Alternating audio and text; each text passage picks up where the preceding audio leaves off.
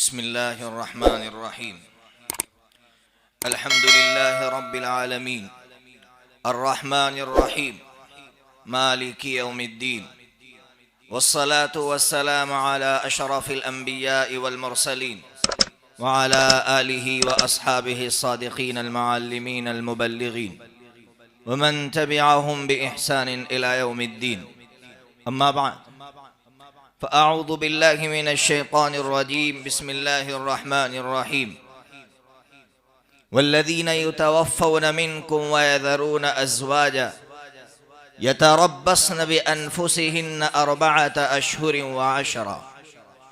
सदक़ल्लाहुल अज़ीम।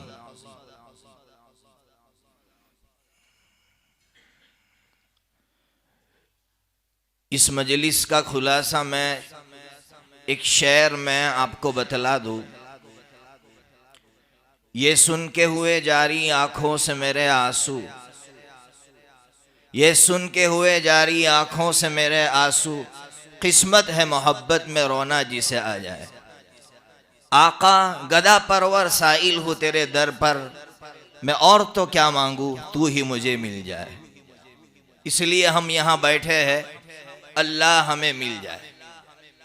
जितने बयानात होंगे, मसाइल सुनाए जाएंगे, हर एक का एक ही मकसद है, अल्लाह मिल जाए। कदम कदम पे तेरी रज़ा की तलाश है, तेरे इश्क में ए खुदा मुझे इंतहा की तलाश है। अजीब व गरीब अशार है, इसलिए हम यहाँ बैठे हैं अल्लाह को पाने के लिए। सबसे पहले मैं इस बात की वजाहत कर दूं कि आज का ये जो बयान है ये इद्दत के ख़त्म होने पर नहीं है। मैंने हमारे हज़रत मौलाना इमरान साहब से पहले ही कह दिया था कि ये बयान इद्दत के ख़त्म होने पर तो नहीं है, तो मौलाना ने कहा कि नहीं, इसलिए कि इद्दत के ख़त्म होने पर शरीयत की तरफ से कोई बयान नहीं है। अगर हमने ये समझ लिया और ये सिलसिला शुरू हुआ तो बहुत ख़तरनाक चीज़ है, बिदात तक पहुंचा देगा। इसलिए पहले अपना जहन साफ कर लीजिए कि ये बयान इद्दत के ख़त्म होने पर नहीं है। दूसरी बात, इद्दत के कुछ मसाइल सुना दो, आप भी समझिए, हो सकता है मेरी बातें मस्तूरात सुन रही हो तो वो भी समझे। इस्लाम के आने से पहले ये इसलिए सुना रहा हूं कि आज इस वक्त सोशल मीडिया जो है उसके ऊपर मुसलमान औरतों की इद्दत को लेकर ऐसी बातें कही जा रही हैं कि जिसकी वजह से हमारी वो बहनें जो पढ़ी लिखी है वो इनके बहकावे में आ रही है, बहुत बड़ा नुकसान हो रहा है। इसलिए पहले आपको बतला दूं कि इस्लाम के आने से पहले अगर किसी औरत का शौहर मर जाता तो उसके सामने दो रास्ते होते। एक रास्ता ये होता कि जो चीता है, जो आग जल रही है जिसमें शौहर को जलाया जा रहा है, इसमें छलांग लगाओ, मर जाओ, तुम्हें अब जीने का कोई हक नहीं है। बेवा और विधवा के लिए यह रास्ता था। या फिर दूसरा रास्ता यह था, 1 साल के लिए किसी कोठरी में, काली कोठरी में बंद हो जाओ, जिसमें से ना हवा निकल सकती है, न कोई इंसान दिख सकता है, न कोई जानवर दिख सकता है। 1 साल उस काली कोठरी में रहो, न नहा सकती हो, न किसी से मिल सकती हो। खाने का वक्त होगा, बाहर खाना डाल दिया जाएगा, खाना खा लो। 1 साल के बाद वो औरत निकलती थी, चूंकि वो उसने गुस्ल ही नहीं किया है। 1 साल के बाद उसको परिंदा दिया जाता था। कैसी रस्में थी आप सुनिए। वो परिंदा वो अपनी शर्मगाह पर, जहां से वो पेशाब करती है, उस पर रगड़ती थी, क्योंकि इतना मैल जम चुका था। तो फिर क्या होता, वो परिंदा मर जाता, ये जुल्म होता। फिर मैंगनियां दी जाती, बकरी की जो मैंगनी आती है वो मैंगनियां उठाती, पीछे डालती रहती और आगे बढ़ती रहती। ये जुल्म हो रहा था। इस्लाम ने कहा कि नहीं, इन सब की कोई जरूरत नहीं है। क्या करना है, अगर शौहर का इंतकाल हुआ है, 4 महीना 10 दिन तुम्हें घर के अंदर रहना है। अब सुनो, मैं जो सुनाना चाहता हूं, इद्दत का मतलब क्या है और इद्दत के मसाइल समझिए। इद्दत का मतलब है 4 महीना 10 दिन। अगर शौहर का इंतकाल हो गया है, घर में रहो, बनाओ सिंगार नहीं करना है। क्यों बनाओ सिंगार नहीं करना है? इसलिए कि अगर फैशन में रहोगी, किसी की नजर पड़ गई, शादी हो जाएगी, तो नुकसान ये होगा, मालूम नहीं उसके पेट में किसी की मनी है, किसी का वीर्य है, किसी का डीएनए है या नहीं है। इसकी वजह से मालूम नहीं हो सकेगा कि ये बच्चा जो हो रहा है वो किसका बच्चा है। इसलिए इस्लाम ने कहा 4 महीना 10 दिन अंदर रहो, बनाओ सिंगार की कोई जरूरत नहीं, बनाओ सिंगार नहीं कर। बाकी वो औरत एक कमरे से दूसरे कमरे में जा सकती है, वो औरत आसमान को दे सकती है, वो उन लोगों से मुलाकात कर सकती है जिनसे उसकी शादी हराम है, जिसको महरम कहते हैं, उससे वो मुलाकात भी कर सकती है। ये हमारे यहाँ गलत पाबंदियां है औरत पर कि वो आसमान नहीं देख सकती, वो किसी से मिल नहीं सकती, वो गुस्ल भी कर सकती है, वो अगर बालों के अंदर इस तरह उसके मैल जम गया है या जुएं पड़ने का अंदेशा है, बाल भी वो साफ कर सकती है, तेल भी लगा सकती है। इसलिए इस मसले को समझने की जरूरत है कि इद्दत की बास पाबंदियां हमारे यहाँ की, हमारी तरफ से उसमें इजाफा हो गया है, जिसकी वजह से औरत ये समझती इस्लाम बहुत मुश्किल मजहब है। बहुत मुश्किल नहीं, सबसे आसान मजहब है। इसलिए मैंने आपको बताया इद्दत का ये मतलब है। फिर एक बात हमारे यहाँ एक मसला ये उठता है कि इद्दत कब शुरू होती है। ये सवाल होता है, याद रखिए, जैसे ही शौहर का इंतकाल हो गया, मिसाल के तौर पर दोपहर में 12 बजे अगर शौहर का इंतकाल हो गया, 12 बजे से इद्दत शुरू हो जाएगी। चाहे औरत को खबर रात को 12 बजे हो, चाहे औरत को खबर दोपहर में 2 बजे हो, लेकिन 12 बजे इंतकाल हुआ है, वहां से इद्दत शुरू हो जाएगी। चाहे वो इद्दत में बाकायदा बैठी हो या ना बैठी हो, इद्दत का वक्त शुरू हो गया। और फिर समझो आगे, अगर पहली चांद की पहली तारीख को अगर वफात हुई है, तो फिर 4 इस्लामी महीने और उसके बाद 10 दिन इद्दत गुजारना है। और अगर पहली चांद को इंतकाल नहीं हुआ है, दरमियान में हुआ है, तो 130 दिन मुकम्मल करने हैं। अब सुनो, 131वां दिन जैसे ही दाखिल होगा, दोपहर के 12 बजेंगे, इद्दत खत्म हो जाएगी। और फिर हमारे यहाँ एक गलत रस्म, जब इद्दत खत्म होती है तो ये समझते हैं जब तक औरत घर से बाहर नहीं निकलेगी तब तक इद्दत खत्म नहीं होगी, इसलिए उसको घर से बाहर निकालते हैं, फिर लाकर बिठाते हैं कि अब जाकर इद्दत खत्म हुई। मालूम नहीं आपके यहाँ क्या रस्म है। मैंने अक्सर जगहों पर देखा है कि ऐसा ही करते हैं, हालांकि इद्दत तो खत्म हो गई, वफात का वक्त उसी वक्त इद्दत खत्म हो गई, बाहर ले जाने की कोई जरूरत नहीं है। इसी तरह हमारे यहाँ इद्दत के ताल्लुक से लोग ये सवाल करते हैं कि जब औरत को तलाक हो जाए तो 3 हैज, उसको जो मासिक आता है, 3 मासिक गुजरेंगे, तलाक की इद्दत पूरी हो जाएगी। और जब शौहर का इंतकाल हो गया तो 4 महीना 10 दिन तक उसको क्यों बिठाया जाता है? दोनों में फर्क क्यों है? तलाक की इद्दत 3 हैज है और वफात की इद्दत 4 महीना 10 दिन क्यों है, इसको समझिए। सबसे पहले आप ये समझिए कि इस औरत को जिसको तलाक दी गई है या जिसका शौहर मर गया है, उसको इद्दत में क्यों बिठाया जा रहा है, तो उसके बहुत सारे मकासद है।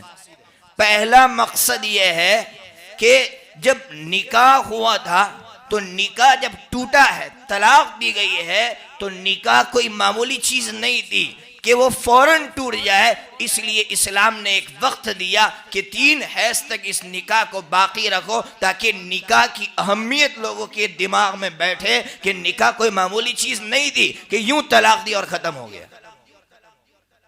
दूसरा मकसद, औरत को एहसास हो कि शौहर कितनी बड़ी नेमत थी, वो मुझसे फौत हो गई, शौहर का इंतकाल हो गया, इतनी बड़ी नेमत मुझसे फौत हो गई, इसलिए वो इतने दिन जीनत छोड़ देगी, वो बनाओ सिंगार छोड़ देगी, शौहर की जो नेमत थी उसके पास, उस नेमत के छूटने पर।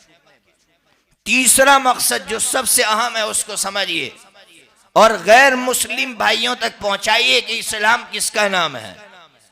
तीसरा सबसे बड़ा मकसद यह है कि इस्लाम ये चाहता है कि ये औरत जब उसका शौहर मर गया या उसको तलाक हो गई, इस्लाम ये चाहता है कि वो दूसरा निकाह करे। अगर दूसरा निकाह करना चाहती है, दूसरे मजहब में दूसरे निकाह की इजाजत नहीं है। मर गई विधवा, उसका शौहर मर गया, वो बेवा है, वो विधवा हो चुकी है। खुद मैं अपने इस मुल्क की बात करूं, विधवा शादी नहीं कर सकती थी।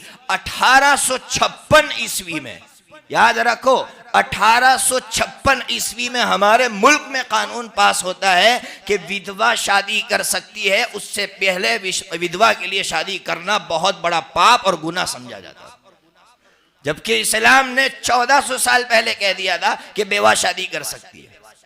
तो मैं उन लोगों को सुनाना चाहता हूं कि इस्लाम ने इद्दत इसलिए मुकर्रर की कि उसके पेट में कहीं पहले शौहर की मनी तो नहीं है, पहले शौहर का वीर्य तो नहीं है, जिसको अंग्रेजी में डीएनए कहते हैं। बात क्लियर हो जाए कि इसके बच्चे की बच्चादानी जो है उसके अंदर पहले शौहर की मनी नहीं है, बच्चादानी बिल्कुल क्लियर है। अब किसी और से शादी करना चाहे तो कर सकती है।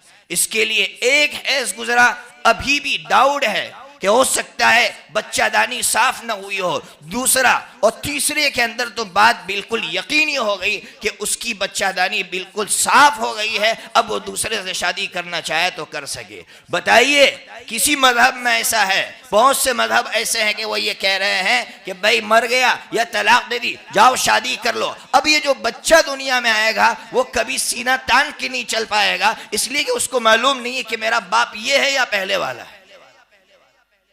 इस्लाम ने उसे सीना तान कर चलने का मौका दिया कि जा बिंदास चल, इसलिए कि यकीनी तौर पर तू कह सकता है कि मेरा बाप ये है।